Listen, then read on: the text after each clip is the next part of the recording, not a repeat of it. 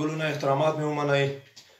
تېره ورځ مې په خپل فیسبوک صفحه باندې پوسټ کړی و دا چې د امریکې ولسمشر جو بایډن د افغانستان په مورد باندې کومه فیصله کړې او د افغانستان 9 څومره میلیارده پیسې چې دی کنګل شوي دي د دې په اړه باندې له تاسو سره معلومات شریکوم.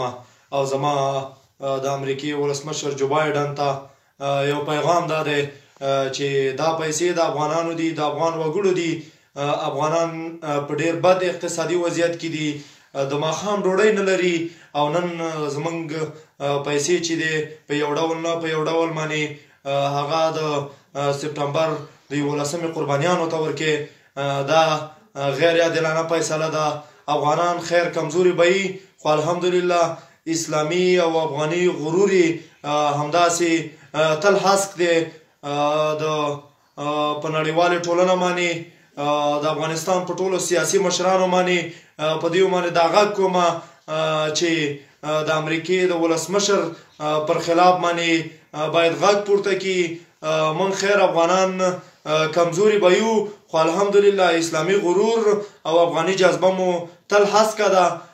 په نړیوالو باندې په نړیوالو مؤسساتو باندې په نړیوال سازمان باندې دا غږ کوم چې دغه پیسې چې د امریکې ولسمشر کنګل کړي دي دا د افغانانو سره جفا ده، د افغان ملت سره جفا ده. موږ د ماښام ډوډۍ نه لرو او ته زموږ 9 میلیارده ډالر کنګل کې. وروره خیر دی، لږ پار د خدای په کار دی. تاسو به ایټوم لرئ، تاسو به اسلحې لرئ، تاسو به پوځ لرئ، موږ هیڅ شی هم نه لرو. خو تاسو نه دا غوښتنه لرو چې زموږ دغه پیسې د سپټمبر قربانیانو ته مه ورکوئ. په افغانستان کې موږ ډېر بد حالات تیر کړي دي، دغه پیسې باید افغانانو ته ورکړل شي.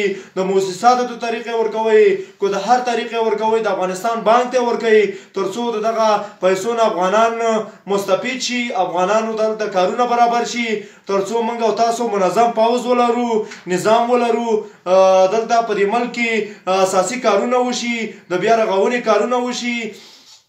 دغه موږ سره د جو بایډن دغه فیصله غیر عادلانه ده. غوښتل مې چې دغه ځواب په انګلیسي باندې ورکړم خو ما ویلې دلته په افغانستان کې ډېری افغانانو په خارج کې او په نورو هیوادونو کې په داخلي کچه باندې افغانان په پښتو باندې خبرې کوي، پښتو زبانان دي. نو ما دا بهتره وګڼله چې دغه خپل غږ باید په پښتو باندې نشر کړم او د ټولو دوستانو نه هم دا هیله لرم چې زما دا ویډیو شیر کړي.